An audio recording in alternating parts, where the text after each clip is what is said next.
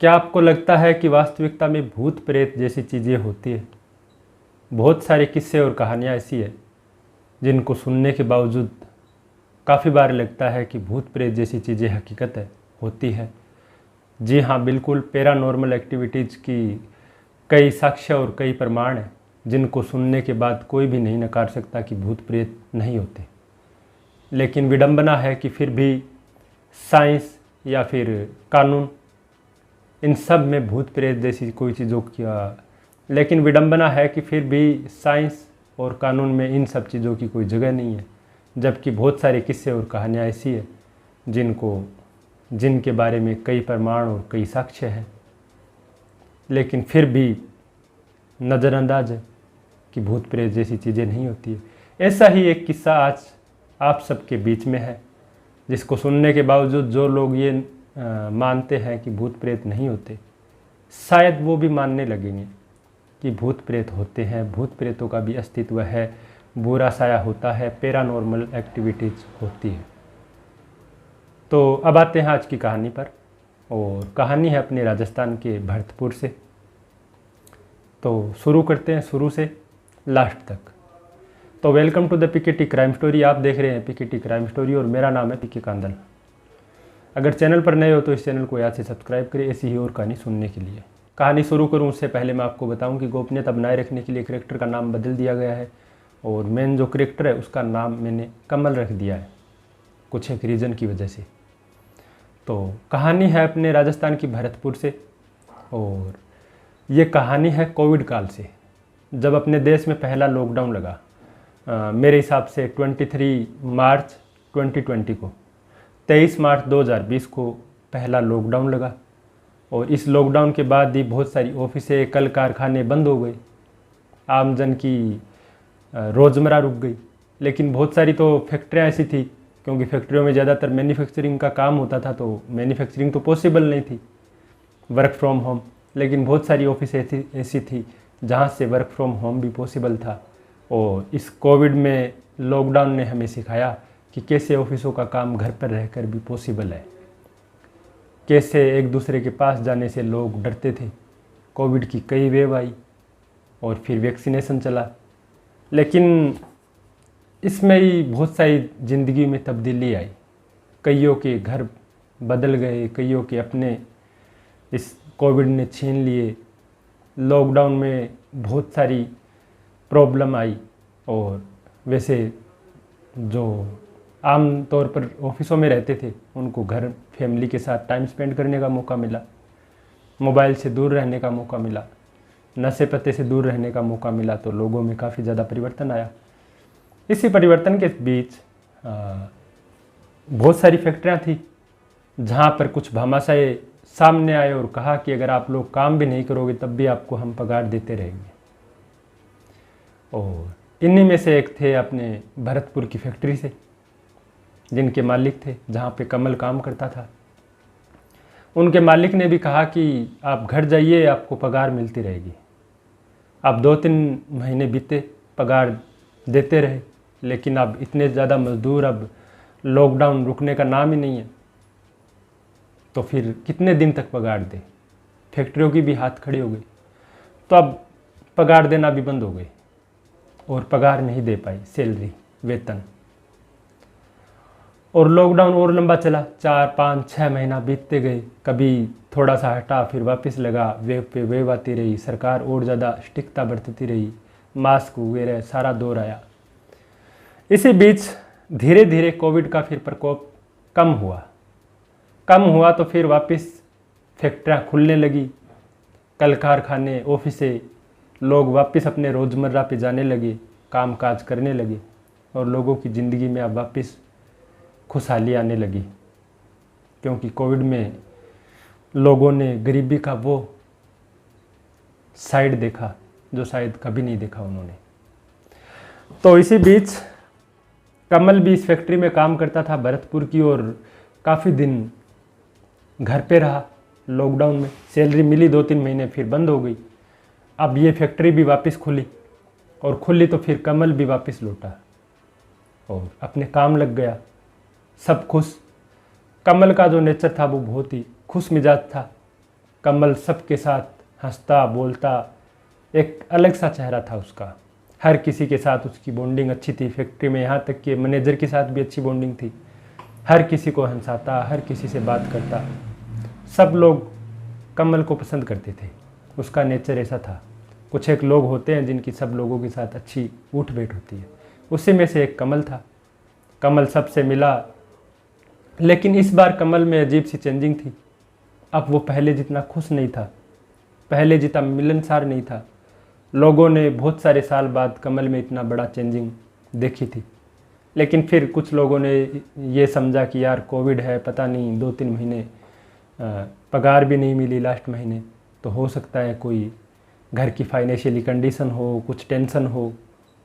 Manager ने भी देखा कि अब कमल पहले जैसा नहीं रहा। कमल के नेचर में अब बहुत ज़्यादा परिवर्तन आ चुका है। ना वो ज़्यादा खुलकर बोलता है, ना बातचीत करता है, बस काम और काम। और इस बार उसने मैनेजर से रिक्वेस्ट की कि मुझे थोड़े पैसे की नीड है, ज़्यादा एक्स्ट्रा, तो मुझे एक्स्ट्रा वर्क दिया जाए, मैं ओवर टाइम करूँगा। तो मैनेजर ने उसे ओवर टाइम दिया। चूँकि फैक्ट्री भी काफ़ी टाइम से बंद थी, तो यहाँ पे काम पेंडिंग था, तो कमल काम करता रहा ओवर टाइम। करते करते एक दिन मैनेजर ने 6-7 दिन बाद कमल को बुलाया और पूछा कि तुम कंटिन्यूसली काम कर रहे हो 6-7 दिन से, थकते नहीं क्या? तो कमल ने बोला कि नहीं, मुझे पैसों की नीड है। फिर मैनेजर ने कहा कि डे नाइट ड्यूटी कर रहे हो, कभी कभार नाइट में हाफ आवर 1 आवर सोते हो, तुम्हें नींद नहीं आती क्या? तो कमल ने कहा साहब अब हमें नींद कहाँ आती है। तो फिर मैनेजर ने समझा कि कोविड में घर पे था, फाइनेंशियली कंडीशन वगैरह 100 चीज़ें हैं, ठीक है चलो काम कर रहा है, अपने को काम से मतलब है, इसको सैलरी से। ऐसे करते करते काफ़ी दिन बीते। ऐसे ही एक दिन नाइट ड्यूटी कर रहा था कमल, तो सिक्योरिटी गार्ड जहाँ कमल ड्यूटी कर रहा था वहाँ एक बार पहुँचा कुछ चीज़ लेने के लिए। तो उसने देखा कि कमल की चेयर पे कुछ, कमल है या पता नहीं, लेकिन कमल से ज़्यादा कद काठी लंबा चौड़ा एक शरीर का कुछ इंसान बैठा हुआ है। कमल जैसा है लेकिन कमल की हाइट उतनी नहीं है, उसकी हाइट बहुत है, लंबा चौड़ा। तो वो चीखता चिल्लाता भागा और मैनेजर को बोला कि कमल की चेयर पे ऐसे लग रहा है जैसे कमल नहीं है बल्कि कोई और है, बहुत लंबा चौड़ा कद काठी का कोई और ही लग रहा है, अजीब सा, डरावना, खौफनाक। तो मैनेजर भी वहाँ पहुँचा, मैनेजर और बाकी सब कर्मचारी पहुँचे तो देखा कि वहाँ पे कमल रेस्ट कर रहा था, नाइट में थोड़ी देर लेट रहा था।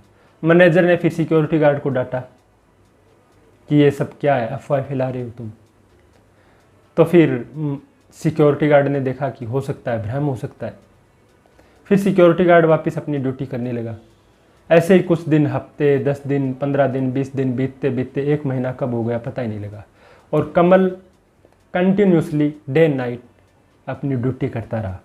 कभी नाइट में 3 आवर तो कभी 4, कभी हाफ आवर लेट था तो कभी 1 आवर, लेकिन वो ड्यूटी करता रहा अपनी शिद्दत से। इसी बीच वो टाइम आया जब सैलरी मिलनी थी सबको। 7 तारीख का टाइम था, यानी मंथ का पहला वीक जिसमें सैलरी सबको जानी थी, और सबको सैलरी मिली। लेकिन 6 तक कमल ने काम किया और 6 के बाद अचानक गायब हो गया। 7 को सैलरी मिलनी थी। अब सभी ने सोचा कि कमल कहाँ गया, आज तो उसको सैलरी मिलनी थी। फिर सोचा कि कोई अर्जेंट काम आ गया होगा तो चला गया। करते करते हफ्ता 10 दिन बीता लेकिन कमल लौटा नहीं। अब मैनेजर ने कहा कि ऐसे तो कभी हुआ नहीं, आज तक भी कमल कभी गया नहीं, और गया तो बता के गया, अचानक से गायब हो गया और सैलरी भी नहीं लेके गया। कोविड का टाइम था, कोविड के बाद फर्स्ट टाइम वो आया था, उसको फाइनेंशियली सभी को नीड थी उस टाइम, तो ऐसे कैसे हो सकता है। हफ्ता 10 दिन बीता, फिर 6-7 दिन और बीता, तो फिर टेंशन हुई। मालिक को पता लगा तो ओनर ने फिर मैनेजर को कहा कि आप जाके देखो कमल को। और कमल ने जिस हिसाब से काम किया था उस हिसाब से कमल की सैलरी समथिंग 50,000 समथिंग बन रही थी। तो मालिक ने कहा कि आप 50,000 लेके जाओ और कमल का पता है तो आप कमल के पते पे ये पता भी करो कि कमल अचानक कहाँ गायब हो गया और क्यों नहीं आ रहा है काम पे, और उसकी सैलरी देके आओ। तो मैनेजर और मैनेजर का एक साथी कमल के गांव जाते, यहीं भरतपुर के आसपास में उसका गांव था, और पूछते पूछते कमल का घर और कमल के घर जा पहुंचते हैं। और उसकी बीवी से मैनेजर पूछता है कि कमल कहाँ है। तो उसकी बीवी ने कुछ नहीं कहा, बस मैनेजर की तरफ देखती रही। फिर उसने एक बार और बोला, फिर भी कुछ नहीं कहा। फिर जो साथी था उसने आवाज़ लगाई कि हमें कमल से मिलना है, वो फैक्ट्री में काम कर रहे थे लेकिन वो अचानक गायब है, उनकी सैलरी भी हम लेकर आए हैं, वो सैलरी भी नहीं लेके आए, वो कहाँ है, हमें उनसे मिलना है। तो कमल की वाइफ ने कहा कि वो तो नहीं है। तो मैनेजर ने कहा कि कहाँ गया है, कब आएगा, हमें उससे मिलना है। तो उसने कहा कि अब वो कभी नहीं आएगा। तो मैनेजर भी अजीब कसम में कि ये क्या कह रही है। फिर उसने जो कहा उसे सुनकर मैनेजर के पैर तले ज़मीन खिसक गई। 1 मिनट तक तो मैनेजर को होश नहीं था कि वो सपना देख रहा है या हकीकत है। उसने कहा कि अब मेरे पति इस दुनिया में नहीं है और उनको 3 महीना हो गया। जब 3 महीना पहले उनको कोविड हुई तो हॉस्पिटल में एडमिट करवाया गया, लेकिन हम उनको नहीं बचा पाए। लेकिन मैनेजर चूँकि अभी कमल 15 दिन पहले जो फैक्ट्री में काम कर रहा था अपनी आंखों से देखा है, वो कैसे मान ले। तो उसने कहा कि आप ये कैसी बातें कर रहे हो बहकी बहकी। कमल ने कंटिन्यूसली 1 महीने तक हमारी फैक्ट्री में काम किया है और ड्यूटी ही नहीं बल्कि उसने एक्स्ट्रा वर्क भी किया। उसने कहा कि मुझे इस टाइम पैसे की नीड है तो मैं ओवर टाइम करूँगा। उसके वैसे तो 30-35 हज़ार रुपये हो रहे थे, लेकिन एक्स्ट्रा वगैरह करके उसके समथिंग 50 हज़ार के ऑलमोस्ट उसकी सैलरी हुई है और मैं सैलरी लेके आया हूँ उसकी, और आप कह रहे हो कि वो नहीं रहा, हम कैसे मान ले। तो उसने कहा कि आप बाकी सबको पूछ लीजिए। तो मैनेजर ने बच्चों को पूछा, बाकी सारे गांव के अड़ोस पड़ोस को पूछा, तो उन्होंने कहा कि कमल को मरे हुए 3 महीना हो गया। बाकी सब गांव के अड़ोस पड़ोस और भी बहुत सारे लोगों को पूछा। जब 10-15 लोगों से ये बात कंटेस्ट हो गई, एकदम कन्फर्म हो गई, तब मैनेजर को लगा कि हो सकता है। फिर मैनेजर ने एक लिफाफा निकाला और लिफाफा कमल की जो बीवी थी उसकी तरफ बढ़ाया। उसने कहा क्या है। तो कमल ने कहा कि इसमें वो सैलरी है। अब हमारी आंखों के सामने आप तो बोल रहे हो कि कमल 3 महीने पहले मर चुका है, लेकिन मेरी आंखों के सामने कमल ने काम किया है। तो उसने कहा आपकी आंखें धोखे खा सकती है। तो उसने कहा कि नहीं, मैं आज से नहीं हूँ, काफ़ी सालों से हूँ फैक्ट्री में, और कमल चूँकि कमल के साथ मेरी भी अच्छी बॉन्डिंग थी तो मैं अच्छे तरीके से जानता हूँ। मैं कमल का चाल चलन, हुलिया, उसकी आवाज़ सब कुछ जानता हूँ। चूँकि 1 महीने तक उसने काम भी किया है तो मैं तो धोखा नहीं खा सकता। पता नहीं क्या कहानी है।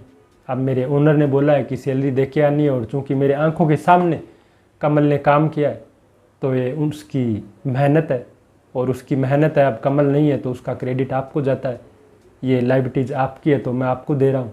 तो उसने लिफाफा निकाला और कहा कि वैसे तो सैलरी 30 हज़ार समथिंग हो रही थी, लेकिन उसका ओवर टाइम था तो ओवर टाइम वगैरह मिला के 50 हज़ार उसकी सैलरी बनी है, तो ये आप रख लीजिए। जैसे ही उसने लिफाफा दिया वैसे ही कमल की बीवी की आंखों से आंसू। अब तक जो वो बात कर रहा था तब तक उसकी आंखों में आंसू नहीं था, लेकिन अब लिफाफा लेते ही कमल की बीवी की आंखों में आंसू। तो फिर मैनेजर ने कहा कि क्या बात हुई, आपकी आंखों में आंसू, क्या हुआ। तो उसने कहा कि अब मुझे कहानी समझ आ रही है। मैंने जब कमल के गुजरने के बाद इधर उधर से कुछ गुजारा करने के लिए पैसों का बंदोबस्त किया तो हुआ नहीं, बहुत कम हुआ, जिससे दाल रोटी भी चलनी मुश्किल थी। तो मैं एक दिन ऐसे ही, मेरे कमल के 2 बच्चे थे, तो उसने कहा कि ऐसे ही मैं एक दिन रोते रोते मेरे बच्चों को बोल रही थी कि काश हमें कोई 40 या 50 हज़ार रुपये की कोई मदद कर देता तो अपने घर के आगे ही, अपन घर के अंदर ही एक दुकान कर लेते राशन की, जिससे घर की राशन पानी चल जाती, धीरे धीरे दुकान बढ़ती रहती और दुकान को मैं संभाल लेती। बाकी मेरे को कोई काम आता नहीं है, बच्चे अभी बहुत छोटे हैं, पढ़ाई लिखाई भी करनी है। तो शायद मेरी उसी बात को कमल ने सुन लिया और वो आपके वहाँ काम करता रहा मरने के बाद भी।